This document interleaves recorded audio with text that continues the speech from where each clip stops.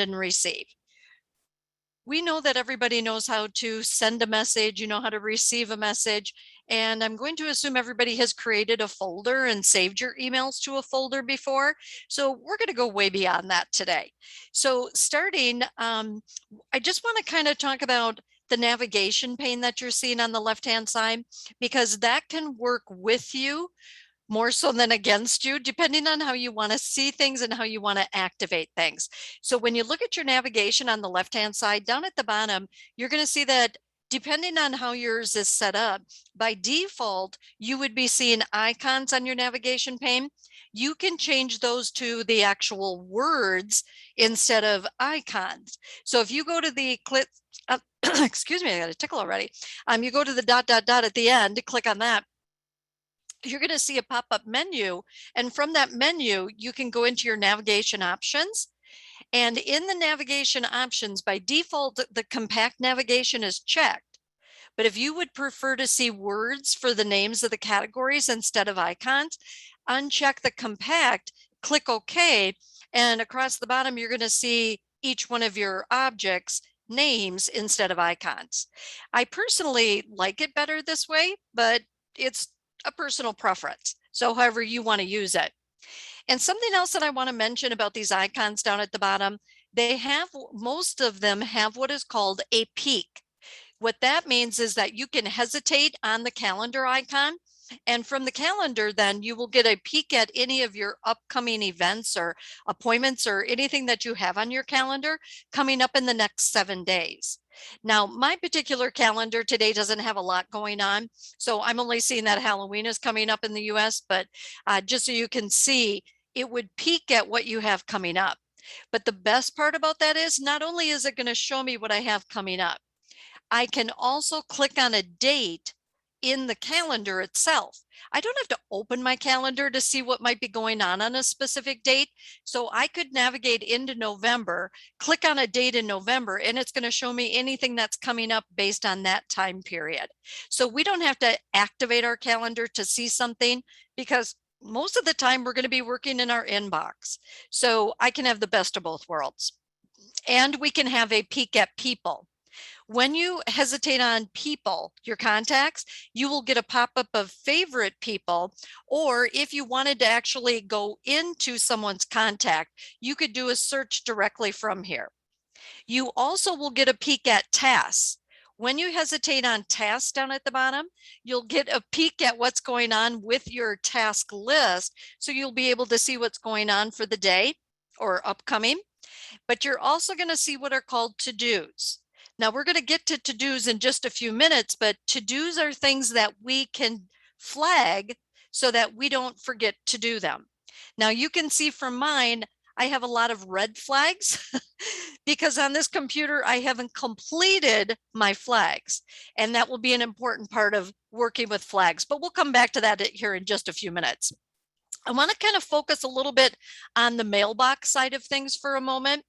I personally am using my reading pane, where whatever message I click on, it's displaying the contents of the message on the right-hand side. This is my personal preference. Not everybody uses the same view, but just so you know, all of that can be changed by going to the View tab of the ribbon. From your View tab, not only do you have the arrangement group, which is a way that we can filter and sort our data, but also in the layout group. If you go to Reading pane, you can turn it on for the right-hand side or the bottom, or completely turn it off if you don't want to. But there are some benefits to having the Reading pane open. One of those benefits is that you can reply to a message, you can forward a message, and when you do so, you'll be doing it right from your reading pane. So if I go to my reading pane on the right-hand side and I click reply, I'm not opening up a big window because I don't always need everything. Sometimes I just need to send a quick note back to somebody, maybe attach a file. So when you do that reply on the reading pane on the right-hand side, you're going to see that you get a new tab on the ribbon, and it's going to be the message tab, and it's going to display different basic formatting, attaching files, doing your tags, different things like that. If you need more than that, If you need to go into all of your choices when you are composing a message, then you go to the right-hand side and click pop out. When you go into the pop out, I want to talk about a couple of things that I don't know if you know, but hopefully if you didn't know them, you're going to start using them after today. And some of these features are going to be related to delaying the delivery of the message.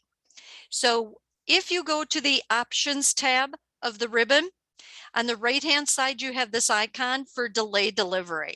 What this allows you to do is to open up the properties dialog box. And from here, you could set your sensitivity level if you want to send something as being marked as confidential. You could use different voting options. You could even have your replies sent to someone else. But the main feature that I wanted to come into right now is this do not deliver before. You can choose exactly the day and exactly the time that you want to have something sent. So if I want to send a message at 3:30 in the morning, I can do that. But there is a little thing that you need to know about this. If I am not working during that time, I need to make sure that my Outlook is still open on my computer. I can't do a shutdown at the end of the day if I want it to be sent out when I'm not going to be there. I would need to just lock my computer when I leave, leaving my Outlook open so that it can automatically send it. Because what's going to happen is it's going to go sit in your outbox. And your outbox is not technically activated if your Outlook isn't open. So make sure that if you are going to use this feature, if you're going to send it at a time that you're not going to actually be there, make sure your Outlook is open. Now, as soon as I click close, there isn't a happy button that says okay, so that you're kind of confirming that it stays there, but it does stay there. So we just click close. And then of course you have several other features that you could be using.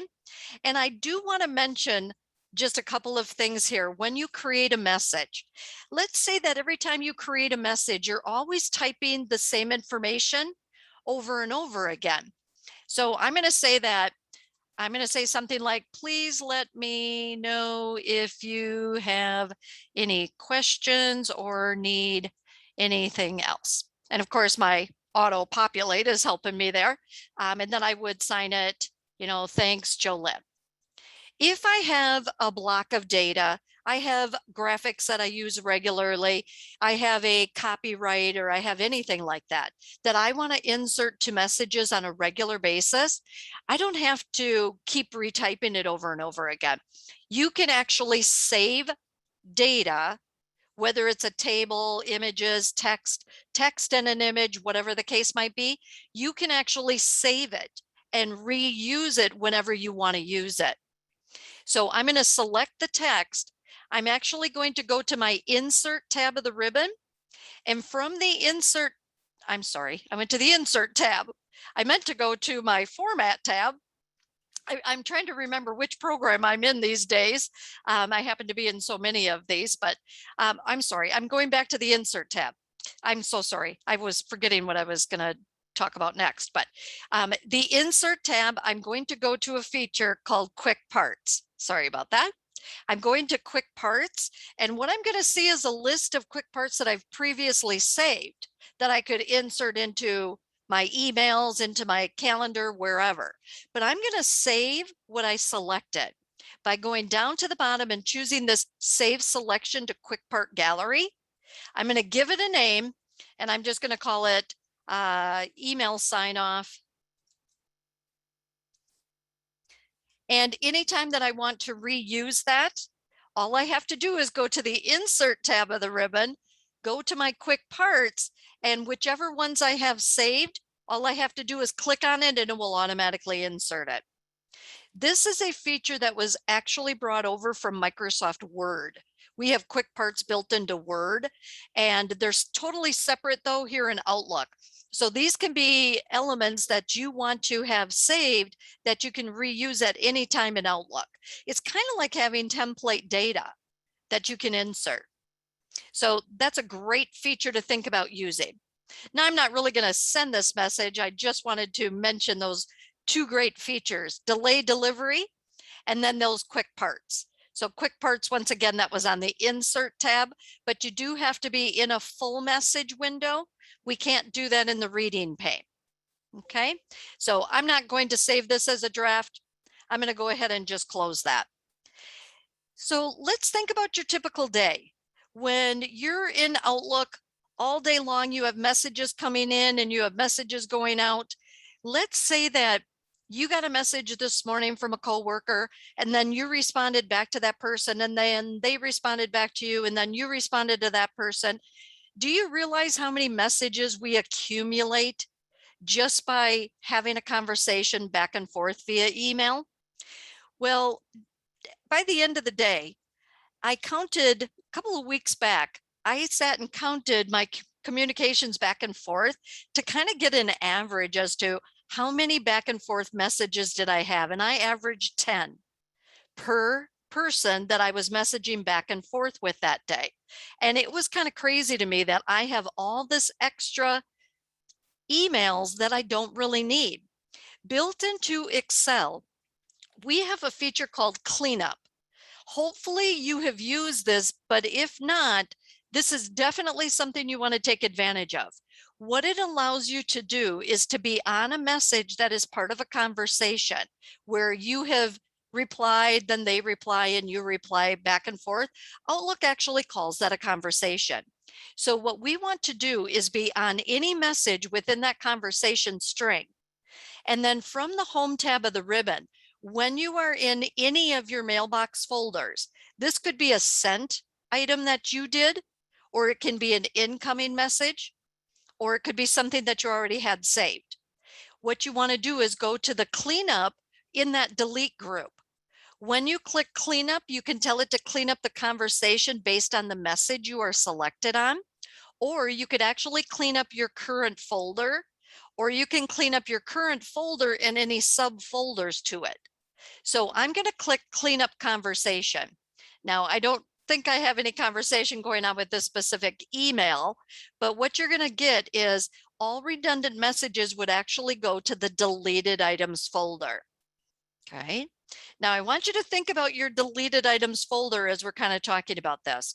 So what it would actually do is take any messages that were part of that string, immediately send it to your deleted items, and only keep the most recent message. The most recent message is going to contain all of your previous messages by default anyway. So it knows based on the date and timestamp what is your most recent. So I'm going to go ahead and click cleanup. If it had things to clean up, it would have just cleaned them up. I wouldn't even see it do anything. It would just clean them up. But because mine didn't have any related emails to it that it could clean up, I got a message saying no messages were cleaned up. Well, what if you get this message and you're looking at your emails and you're saying, well, I have one sitting right there. That is part of this conversation. Why didn't it clean them up? Well, there's some things that the computer has built in that it's looking for. What are these conversations? What is this actually related to? So it's looking for a lot of similarities to the messages. If you forwarded the message off to somebody else, you broke the string. Or if you added somebody else to the message, you broke the string. So sometimes you're going to go to clean something up and it might not clean things up because somehow, some way, we broke the string to the original conversation. Even if you edited the subject, that would break the string. But otherwise, I have to tell you, this is something that I use every single day. And I usually do this as a habit, which I know we all have habits, good habits or bad habits, we all have habits. And this is a habit that I have that I kind of look at towards the end of my day. I start cleaning things up. I have this habit of kind of looking at my numbers in my deleted items folder. I look at, my redundancy messages. So I know that if I've been going back and forth, I need to get rid of those. So something to think about doing. You definitely want to make sure that your mailbox is being cleaned out because we get so many messages in the day. The last thing we want to do is spend our own time going message by message and needing to delete things. So let's talk about the deleted items. If you go to your deleted items folder, I'd be very curious to know what your number is at the bottom left of your status bar when you go to your deleted items folder. I actively have 297 items in my deleted, and I have one message that is unread. So what that means is unread, I didn't even read the message. I just deleted it right away without even reading it because it was a message I didn't care about. Well, instead of me deleting messages that I don't want to read anyway, why would I do that? Because I'm deleting it, it's going to the deleted items, then I have to actually get rid of it out of my deleted items. So one thing to think about is you could actually filter your messages to only see unread. So then I could clean out all of those unread messages, because sometimes people will put emails in their deleted items that they might want to come back to in a couple of days. We don't always want to get rid of those right away. So if you're the person that you know that you have all these unread messages, you know you never want to see them again, you could filter by unread by going to the middle of your window. When you have the reading pane open, up at the top it says all, and then it says unread. If I click unread, I'm only going to see the one message that I did not read. If I had multiple messages, do Control A, the keyboard shortcut Control A, it will select all your messages, then you can delete them. And when you delete them, it's going to say, are you sure you want to permanently delete these? Click yes, and you don't have to deal with them again. They're gone. Then you can go back to all messages again by clicking on all, and you'll see every message in your deleted items. Now, think about your deleted items. If you're someone that has a lot of emails in your deleted items, and I'm really gearing this towards those of you that have over 200, which is myself right now. I have had people with 10,000 items, 13,000 items in their deleted. You need to get rid of that. But before we even talk about cleaning up your deleted items, think about the messages that went into your deleted items. If you are having to go to your deleted items and then clean things out, why don't you do that beforehand? If I'm in my inbox and I get an email that I know I never need to see this message again, I can permanently delete it. I don't have to delete it. It goes to my deleted items folder. Then I have to clean it out of there. Instead, do a shift delete. Shift delete will bring up the message. Are you sure you want to permanently delete it? If you do, you click yes, and it's gone. It's not going to go to deleted where you have to go back and clean it up again. Take care of it right away instead, because otherwise we're double deleting, and we don't want to be a double delete. But if you are concerned about the size of your mailbox as in a whole, your entire mailbox, some people have limits to how many messages and stuff we can store in Outlook. If you're getting that message that says your mailbox is about to exceed its limit, which I've had in the past, the first thing to do is empty your deleted items folder. Go to your deleted items folder, do a right click. From that pop-up menu, you can say empty folder, and everything in your deleted can be gone. You don't have to worry about it. But just so you know, there's some automated features that we have built into Outlook that can help you keep it cleaned up. We can tell the computer to automatically empty your deleted items folder when you exit Outlook.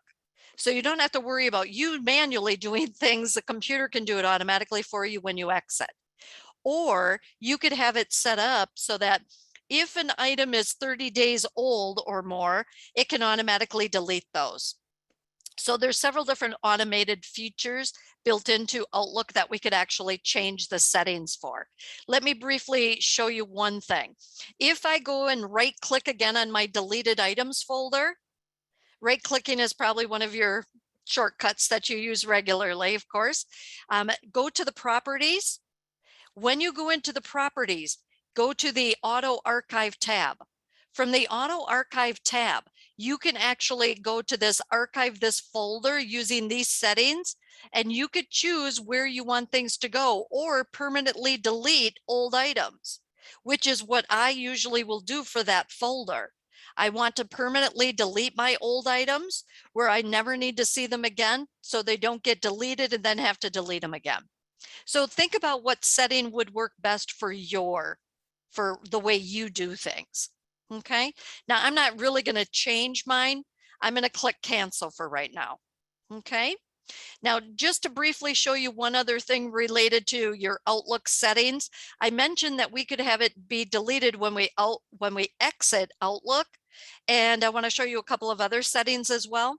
If you go into your Excel options, which is located by going to your file menu at the top left, on the left-hand side, go down to the bottom and click on options. This is one way to get into your Outlook options. And from your categories on the left-hand side, click on mail. And then on the right-hand side, two things I want to talk about. First thing that I want to talk about is always check spelling before sending. Please make sure that that is checked. For some reason, once in a while, that might get unchecked. A few years ago, there was a glitch in Outlook on an update, and sometimes that got unchecked. So double check and make sure that that is checked. And then as you kind of scroll down in these features, conversation cleanup is another option. So you can actually manage how your cleanup feature does work. So if you're going to use that cleanup conversation, here's where you can actually manage that. Okay. So as you scroll down on all of these different features, there's a lot related to helping you manage your mailbox. But I want to go through a couple of other categories on the left. I'm going to click calendar. Do you mind if I jump in here for a second? Absolutely. Just a couple quick questions that I think might be relevant to what we're talking about here. So good. One of the questions here is, does archiving free up space? Yes, it does. Because depending on how your IT company, your IT department has things set up as far as where your archives go, archives actually usually go to your C drive. So depending on how that is set up, and then sometimes an archive automatically gets deleted after such a period of time as well, like 30 days. So it definitely frees up space in your typical Outlook. So delete those items so you can free up that space right away. Yep. Okay. Great. And then just another quick question here. Absolutely. So it's using Outlook and Office 365. I do not have the word type ribbon on top. Is there a way to add that? Do not have the what on top? The word type ribbon on top. Are they using the online version of Outlook? Well, it's Office 365. It could be the web app, possibly. Maybe that's what it is. Right. So if they're in the web app, they probably have the simplified ribbon, and not all features are available in the online version. Most of these features, and I should have mentioned this at the beginning, I'm actually using the desktop version of Outlook, but I am using the 365.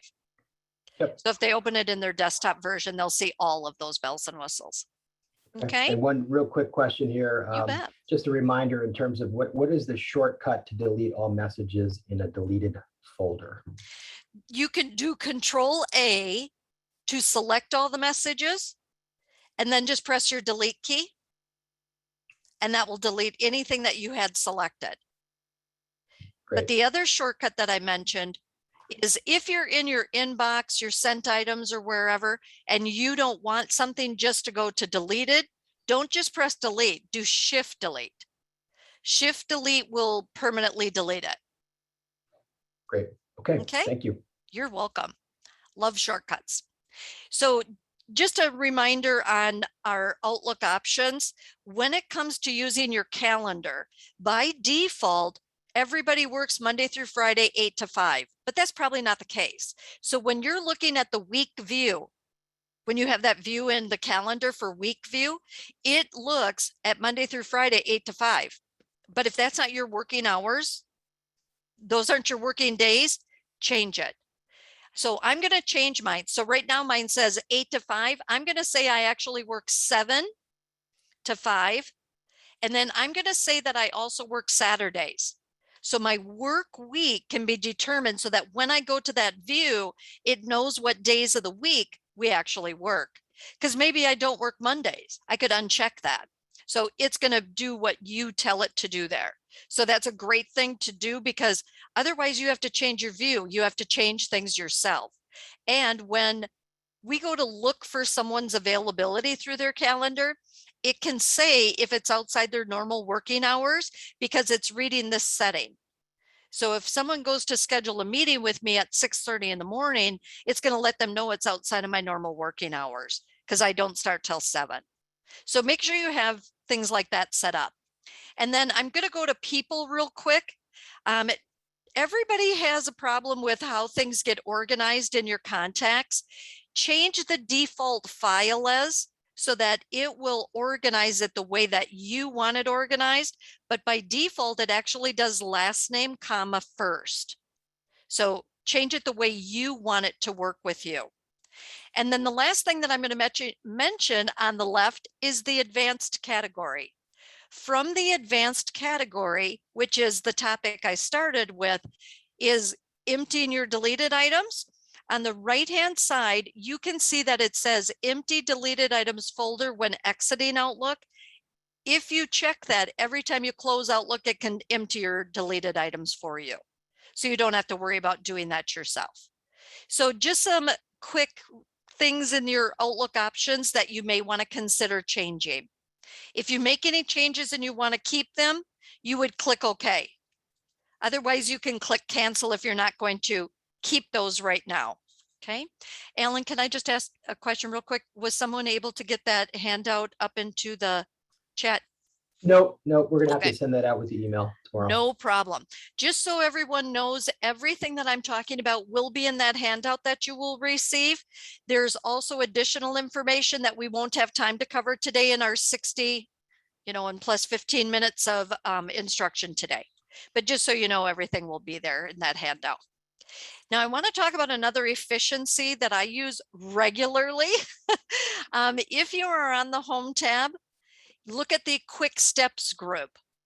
The quick steps is like creating templates that will do specific actions.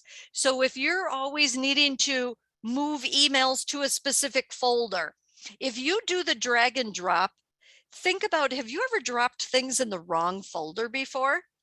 I do it all the time.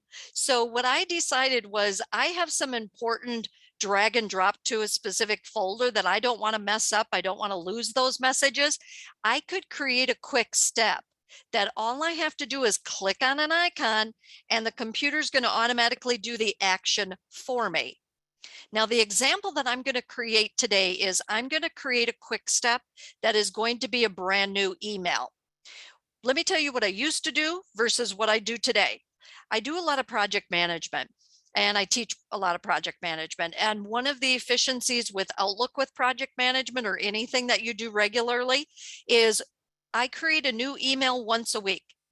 And what I used to do was go back to my previous message. I reply all because it's going to the same group of people. I'm going to delete my old information. I'm going to type in my new information.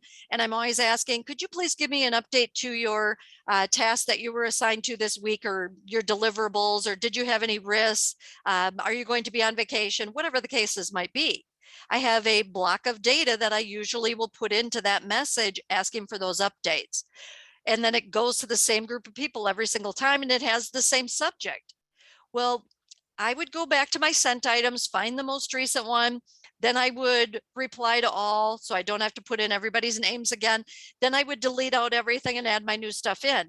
Well, that was time consuming. And one time I forgot to delete out some of my old stuff.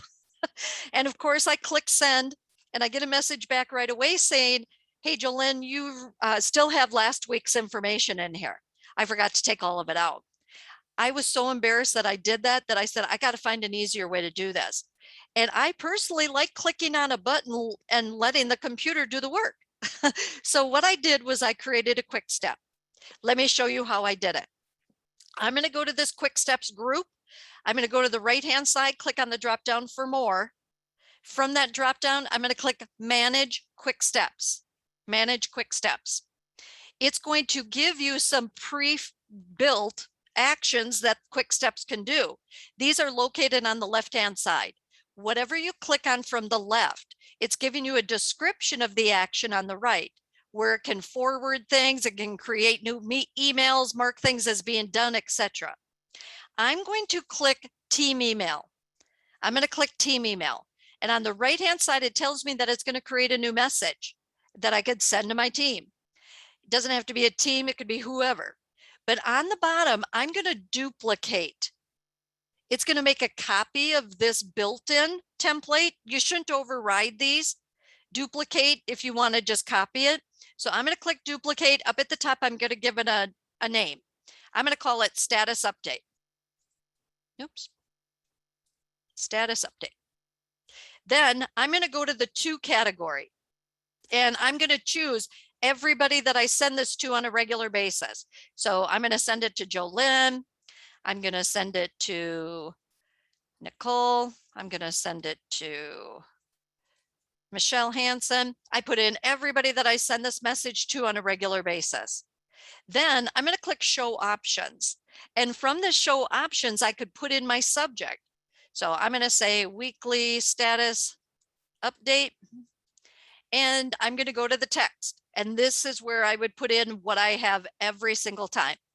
Please send me your updates. I won't type a lot, but just so you can see, you can add whatever text it is that you want in this message every time you go to send it. You will get the opportunity to edit this before you physically send it. What this is doing is just creating this template. When you open it, you could still edit, you could still add to it, etc. When you are done, click finish. You will see the name of it on the left-hand side. You can select it and move it up and down within the list, depending on where you want the icon to appear when you look at your quick parts, or I'm sorry, your quick steps gallery. I moved it up to the top. I used the arrow down at the bottom, moved it up to the top. Then I'm going to click OK. So now when I look at my quick steps, I can see my status update right in my quick steps at the top. If I click on it, I get a new email addressed to the people that I had put in there. I see I have a typo on my word update, so I'd have to go back and edit, but then I can come in and I could make any adjustments that I need to, add somebody, whatever I need, and then click send when I'm done. Otherwise, I could just click send without making any changes. But this has saved me so much time and so many headaches to have these quick steps that are things that I use regularly, that I don't have to reinvent the wheel every single time. I'm going to close it, but just so you know, I'm not going to save that. You can manage your quick steps also by right clicking. So if I create a quick step, but I'm done with that project, I don't need that quick step anymore, I can get rid of the quick step just by right clicking on the name of it within my quick steps group, and then I can delete. Yes, I want to permanently delete it, and it can be gone. So quick steps is a wonderful tool to be able to automate processes, whether it's just simply forwarding a message back to someone, it's doing a move that it's going to physically move your selected messages to a folder, whatever the case might be. Another option that you have is rules. There are several different types of rules that we can be creating in Outlook, and it can have similar actions than some of your quick steps, where we could say that every time that we receive an email message that has let's say that it has a subject of board meeting, and it was sent to these 4 people. I want it to automatically go to my board meetings folder. We can automate processes like that as well. You have a couple of different ways to access your rules. Let me give you a simple one, and then we'll get into a wizard. Let's say that I have an email from someone, and every time I get an email from this person, I want it to automatically go to a specific folder. So I can select the message of the person, then I can go to the move group and click rules.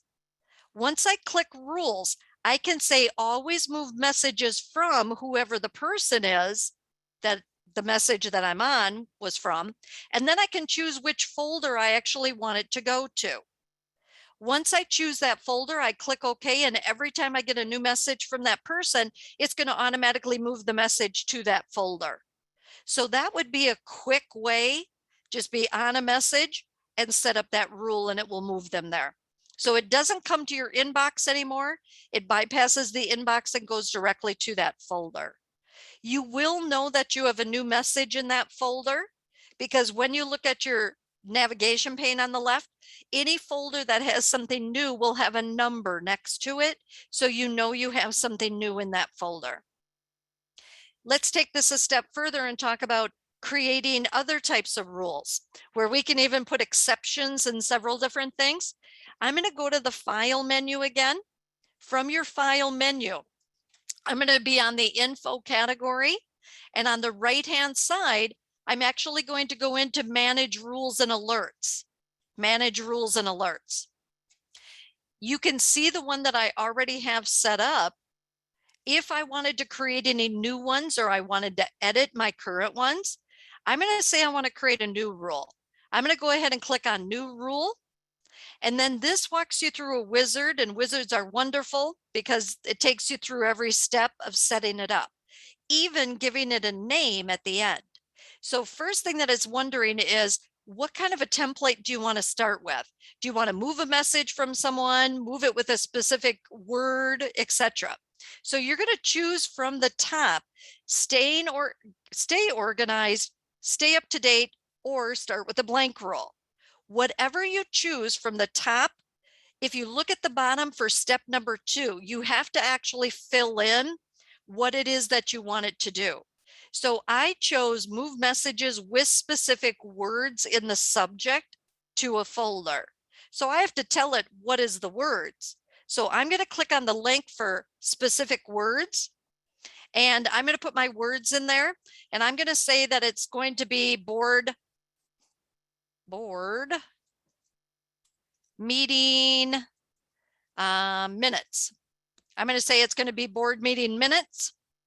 Then I'm going to click add, and it adds it to my search list. I'm going to click OK. So every time a message comes into my inbox, it's going to search that subject for those words. Then I'm going to say move it to a specific folder. So once I click on that, I can choose which folder I actually want it to go to. Then I'm going to click OK. Then I'm going to click next on my wizard. When I click next, it's asking me which conditions do I want it to check. If I add any other conditions, like where my name is in the to box, it was only sent to me, it has a CC with my name, etc. I could add so many other things to this rule. But if you add anything, you have to fulfill that down at the bottom before you click next. Then in this particular one, it's wanting to know, what do you want to do with the message? So I told it I wanted to move it to a folder, but I could also add additional things, like maybe I want to play a sound, or I want it to print, or I wanted to permanently delete it, or whatever the case might be. Then when you're done, you click next again. Then you can add in any exceptions, where I could say, do this, but if it's marked as being high importance, don't move it because I need it to go to my inbox. Or if it's sent to this group of people, or it has this word with it, I could put in all the exceptions that I need. Whichever choice I choose up at the top, I have to make sure I fulfill it in my step 2. Then I click next. I can give it a name, and I can tell it to go ahead and run it based on everything currently in my inbox, or I can just say turn it on. Turn on this rule is checked by default, which means that it's not going to look at my existing messages. It's only going to look at my new ones that start coming in as of right now. I'm going to click finish. Then I'm going to click OK. So the next time I get a message that has in that subject and whatever other options I put in that rule, it's going to automatically move to that folder that I had chosen, or do whatever other actions you had told it to do. So highly recommend using rules to help you automate your processes. Okay. And then another feature that hopefully you're familiar with, but if you're not, you need to start using it today. It is called flagging messages. So if I asked, are you a flagger? I would hope that you would answer yes. But if you're not a flagger yet, let's see how this feature works. Let's say that you received an email message from someone and you need to make sure that you follow up on this message. You can flag it for follow-up or flag it for whatever you need to respond to it. For me, if I don't flag something, I forget it. So I get so many messages coming in my inbox. I have 115 messages from earlier today that I haven't gotten to yet today. So when I get done, I'll start reading through those. But if I can't answer it immediately, I'm going to flag it so that it reminds me to come back to it later to finish it. So it's going to give you a pop-up window with a reminder. So select the message. Now you have a couple of different ways to get into flagging. You could go to the ribbon to the tags group, or just simply right click on a message. I'm going to right click, then I'm going to hesitate on follow up. From the follow up, you can actually go into add reminder and you can choose what type of flag. So by default, it's follow up, but you could actually click on the drop down and say that you need to read the message or whatever it might be. You also can choose a start date. You can choose a due date. So when is this message going to be due? You can put in your reminder date and a reminder time. This is when the pop-up window is going to happen, on that date and on that time. We are creating a to-do item, which is also going to add it to your Outlook tasks, which we can view in our calendar, in our tasks, or we can view flagged items here in our mailboxes, because we could always filter by flagged items. I'm going to click OK. This message has now been flagged. It highlights the message in yellow. It gives me a red flag. And because I added a reminder, I got the reminder bell as well. Now, I hate to say this, but on this computer, I have a lot of late flagged items. So I flagged them, said I wanted to reply to them, do whatever to them by this date, but I never went back and cleared the flag. If you don't go back and clear the flagged items are going to follow you every day. Let's see what I mean by that. If you go to your Outlook tasks, go to your Outlook tasks down at the bottom. On the left-hand side, you have a to-do list. I am looking in my current view is called to-do list up at my top of my ribbon here. And you can see that I have some that are flagged with no dates. I have a lot of them that are red, which all of these that are red are letting me know that they are overdue. I have a column added here called in folder. So I can actually see, was this actually a task that I flagged, or was it an email that came from one of my folders, like my inbox, my HR tasks, whatever it might be. So I can actually see where it came from, my sent items, which a lot of my flagged things do come from my sent items. Because if I sent out an email and then I need to make sure I follow up on that email, I flag a lot of sent items. I flag a lot of things, but you're going to see that I have my message that I flagged for this week. It's not overdue. It's not red. So I can view them here, but I can also view them in Outlook calendar. So let me go to my calendar. At the bottom of my calendar right now, I can see my task list. If you do not see your task list, all you have to do is go to your calendar, go to the view tab of the ribbon, because it's all about changing your view. And from the view tab, if you go to the layout group, click on daily task list. Mine is on normal.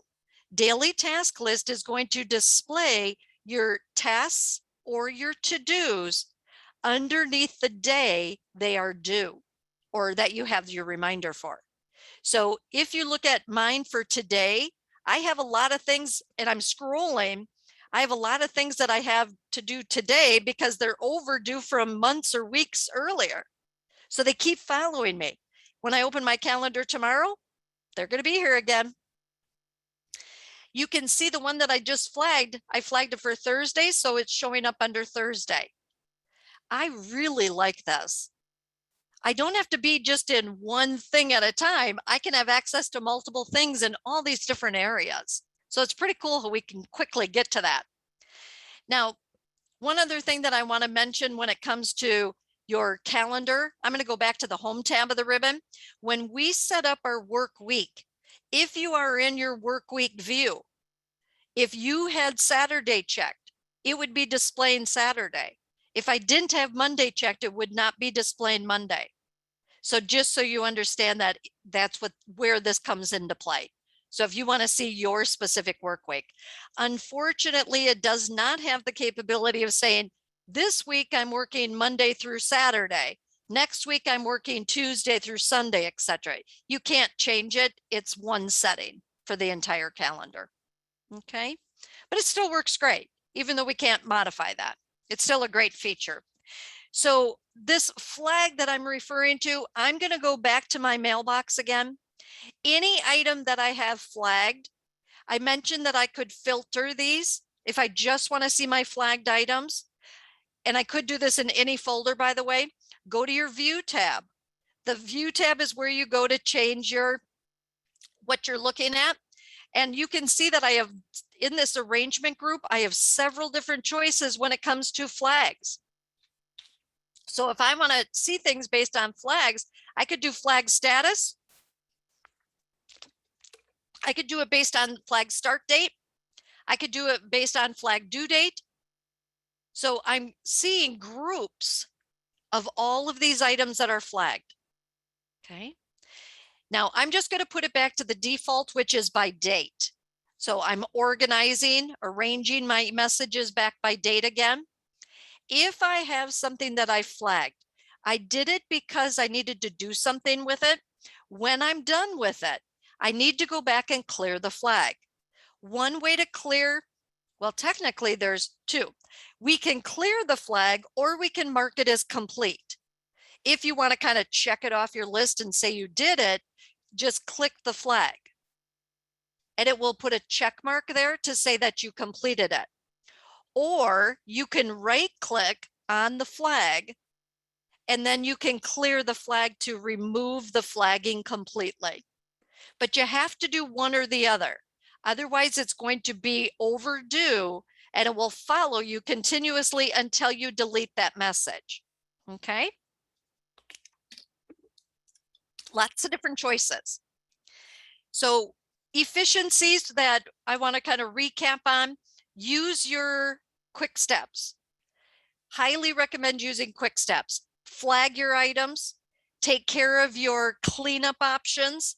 And there's one more thing I want to mention about the cleanup. This happened to me just last week. I, for some reason, got on a string of conversations with a group and they were replying and then they'd reply back and they'd reply and they'd reply back. And it was always going back to the all, it was a reply all back to everybody. And I really didn't have anything to do with their conversation at all. So I no longer wanted to be a part of that string. So what I did was I selected the message, then I went up to my delete group and I clicked ignore. This feature called ignore is going to allow you to ignore the rest of that conversation. So anytime new messages come in based on that string, they're immediately just going to go to the deleted items. And any of the current messages that were part of that string are going to automatically go to the deleted items. So if you want to get out of a conversation that you're having back and forth and back and forth and back and forth, you can ignore it. I'm not going to ignore any of my messages right now, but just so you're aware of that great feature. I just used it last week. I told them, you know, I really don't need to be a part of this conversation. If you guys want to continue, go ahead. And they kept including me, which is fine, but I decided I was just going to ignore it because otherwise I'd have to just go back and delete them all anyway. So ignoring it saved me a lot of time. Okay. And then the last thing that I want to be mentioning when it comes to kind of organization is a lot of times we have messages, we have appointments, whatever the case might be in Outlook. You can use categories to help organize your messages. You can then search by categories. You can filter by categories. You can sort by categories, and categories can be used to keep you organized based on how things are related to each other. Let me briefly show you this. If I have a message that I want to categorize because it's related to my board meetings, I could go to my categories and my tags group on the ribbon. And from here, I can have different color code based on the name of how that is related. So if I want everything related to board meetings to be green, I already have named it board meetings. I click on it and it's going to flag that message to be related to board meetings. If I go to my calendar and I create a new meeting, and let's say that I'm going to have a meeting on Thursday and it's going to go from 1 to 3. I can start it, of course, by selecting my time, do a right click, do new appointment, new event, or whatever I need. And then I can create my appointment, whatever it is that I normally would put in. And then I would do my category again. So if it's going to be board meeting related, I could go ahead and color code it as being board meeting. Then I click save and close it. It's going to show up in that green color to match board meeting. Your view tab in all of your Outlook allows you to sort or filter by flagged items. So I can do it based on, and by the way, I would go to change view. From your change view here in the calendar, you can go into manage views and you can create new views that you could save and easily get back to whatever it is that you want to narrow down and see. Or I'm going to close that and go back to my mailbox, or from my mailbox or any of your other Outlook items, go to the view tab and you can choose categories as well. And it's real easy here in email because you just go to the arrangement group and choose categories, and then it's going to organize your messages based on how they're categorized. So everything related to board meetings is going to show up together, which is great. But let me take this just a step further here. What if I have this conversation that's going back and forth and back and forth, and it's with a whole bunch of people? So I have an email that has a whole bunch of people that have received the message, and we decided we want to turn this into a meeting. If you are on an email that you want to turn into an appointment, you want to invite a meeting, you want to invite the people that were part of the email, and you want to take the body of the email and have it be in the body of the meeting, select the email, then go to your home tab of the ribbon, and in the respond group, click on the icon called meeting. That is going to automatically start a new Outlook meeting. Everybody that was in the 2 will be in the required. Anybody that was in the CC is going to go to optional. The body of the email is going to go into the body of this meeting. Then, of course, you can send it off. You pick your date and time and everything, put in your agenda, and then send it to everybody. And you didn't have to work very hard to get that message turned into a meeting. Okay, great feature. One other thing with that is if you have an email that you want to turn into a personal appointment, you want to turn it into a task, you want to turn it into a contact card because it's a brand new person that you're communicating with, drag and drop it to that category at the bottom. So if I take this email and I drag and drop it onto people, I can create a new contact card for the person that sent me that message. If they had information in their signature, things like that, you could actually select it and then drag it to the field where you want it to go.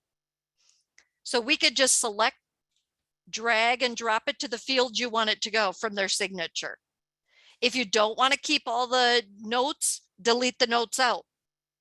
Otherwise, it takes the body of the email and puts it in the notes category. But that's a quick way to create a new contact for somebody that you don't have saved. Or I'm going to close this. One that I do regularly also is I have this email going back and forth with my manager. And my manager says, hey, Jolene, can you create this new report in QuickBooks? I can take that email with all my manager's details, drag and drop it onto tasks, and it's going to start a new task for me. It's going to put in what the subject was of the email. The body of the email is going to be in my typing area down at the bottom. So I have all of the details that I needed for that task. All I have to do is fill in when is it due, when do I need to start it, or any of the other details. Then I just save and close it. So take advantage of all of these features that are built into Outlook. We can go back and forth in between all of our Outlook categories. We could be going back and forth in between people, tasks, calendar, mailbox folders. All of these are related to each other. Drag and drop is one of my favorite things to do. Now, that was all the time that we had for our session today. We want to go ahead and open it up for questions. Alan, did you have any questions? Yes, I do. And I'm kind of blown away at all the things that I didn't know about Outlook. So I'm hoping everybody on this call feels the same way. That was really, really interesting and informative, Jolene. Thank you so much. you. So really just a couple of questions, but if people are like me and they've just been kind of absorbed in the content and haven't gotten your questions out there, feel free to go ahead and get them into the Q&A box in Zoom right now. But we have a couple, so I want to just ask those. So you showed us how to create a meeting, a calendar appointment in Outlook from an email. How about creating a Teams meeting? Unfortunately, we can't do that directly from a message like this, except for if you have the Teams added to your Outlook. So let me show you what I mean by that. If I take a message and I go to the meeting, just like we just did, it's creating it as a normal meeting, which is typically what you would do because you're in Outlook. Well, if I want to turn this into a Teams meeting, I'm going to go ahead and I'm going to put in all my required, I'm going to make sure my optional, all my date and my time and everything is added in. I'm going to clean up part of my message down at the bottom and only keep the content that I need. Then I'm going to go to the ribbon on the meeting tab because I'm creating a meeting. I'm going to click on Teams meeting. It's going to automatically take this message and turn it into a Teams meeting and give me my Teams connection information, so that now it can become a Teams. Oops, it was a little slow there, sorry. Now it can become a Teams meeting. So now I get my Microsoft Teams meeting information with my link to join the meeting. Got it. So it's a couple steps there. Yeah, the biggest thing is just going to the ribbon and remembering, this was the hard part for me, remembering to click Teams meeting. Okay. Yeah, my guess is that that's something that Microsoft will address here in the near future with the rising popularity of Teams. So another question here, and maybe this is a topic for a future session, but the idea of integrations here. There's a couple options up on the top there: share to Teams and then send to OneNote, which are other 365 applications. Yes. Is there sort of a rough idea of what those do? Absolutely. So one of my favorites is this send to OneNote. So if I have a message that I want to go to a OneNote notebook, I can click on the send to OneNote. I can choose the notebook and, oh, I'm not signed in. I can choose my OneNote notebook. It would normally show me all of my OneNote notebooks, and then it would show me all my sections and everything so that I could narrow down exactly where I want to be putting my information. See if it will sign me in here real quick so you can see that. Good. So here I could go to my marketing department, OneNote notebook.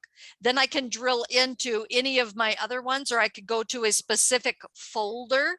So we have sections and we have pages built into OneNote, and you could choose exactly what it is that you want to go to.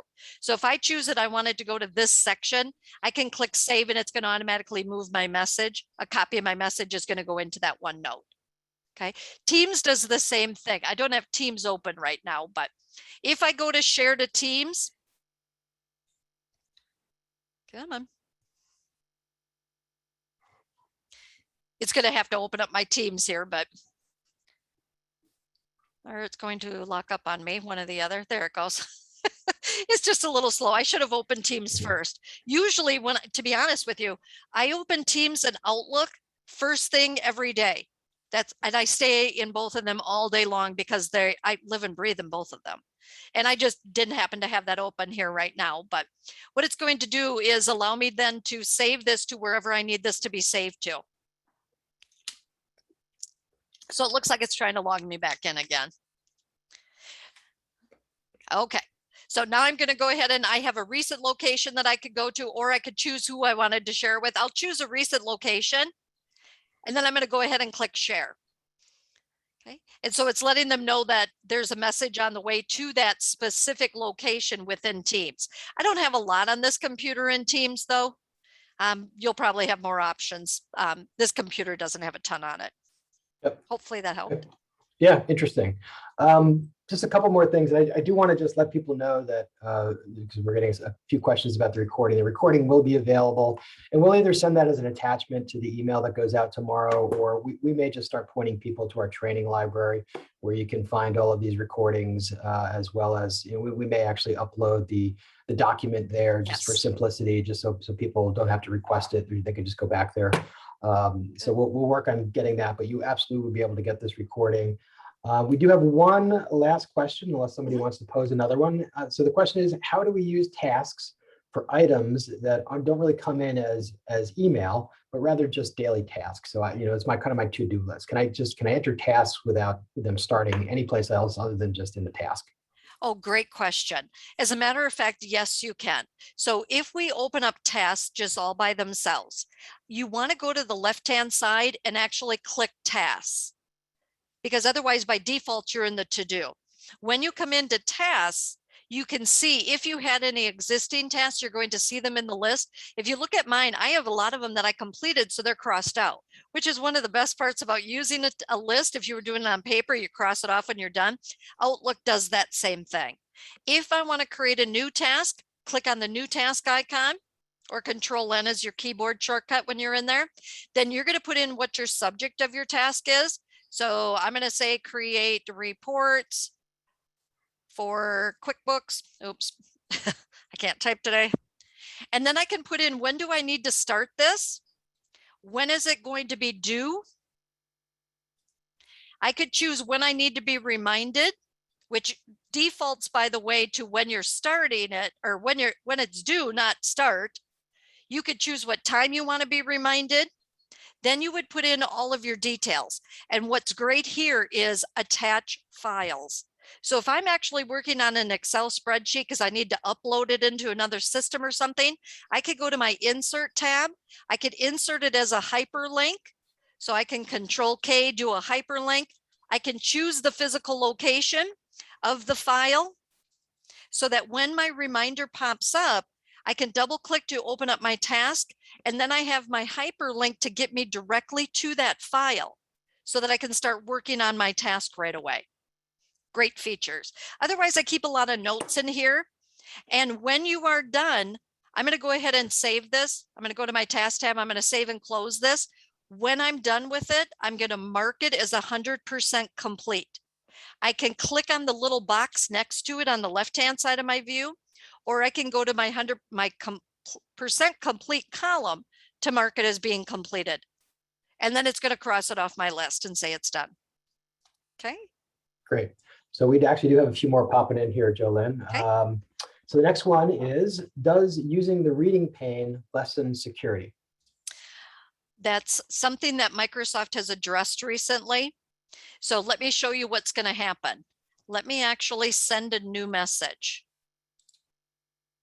Let me just do this real quick here. So I'm in my reading pane. I'm going to see that a new message is going to come in. And just so you know, I don't even have to click on it to delete it. I could actually, so if I see something come in and I know I don't want it, I can actually hesitate on a message and I can click delete. But if I go to that message and I click on it, I'm reading it in the reading pane. If you'll notice on the left, it's still bold. And on the left-hand side, I've got this bar. This bar is this blue color. It is an unread message until I leave it. So if I accidentally click on something and I see on the right-hand side, oh my gosh, I don't know who this is from. I don't like this, it didn't go to my junk, whatever, I can just simply do delete. It kept it as a new message when it deleted it. So I know that I have a new message in my deleted, the one that I was just on, it, because I didn't leave the message, it did not mark it as being read. So that's a security that Microsoft has incorporated into that reading pane. Good question. Okay. Next one, could you talk about appointments versus reminders? I want to let my supervisor know I have an appointment and will be out, but don't want it to show as an appointment on her calendar. So if you're going to do an appointment that is going to be a private appointment, if they can see your calendar, it depends on what their permissions are on the calendar, but you could mark it as private. So if you create an appointment that is going to be just for yourself, tag it as being a private, because they can't see, nobody else is going to see what that is. They're just going to see that you have an appointment on your calendar from 1 to 2 and it's private. Okay. Yep, got it. Is there a way to make your out of office message be sent out to the recipient for each email they send to you while you're out? Currently, it only sends the out of office reply to the first email that was sent. It does. And it does that for a reason. Only if you do a rule can you override that. Otherwise, it's set up that way for a reason, because what if somebody sends you 10 messages that day? They're going to just keep being reminded that you're out of the office. So they're doing it to lessen the traffic back and forth. But otherwise, you would have to set it up as a rule. That's the only other way to do it that I know of. And last one, unless somebody sneaks in here under the wire, show the highlight feature again for a contact email to drag once in contacts. I used highlight and copy, but your shortcut was quicker.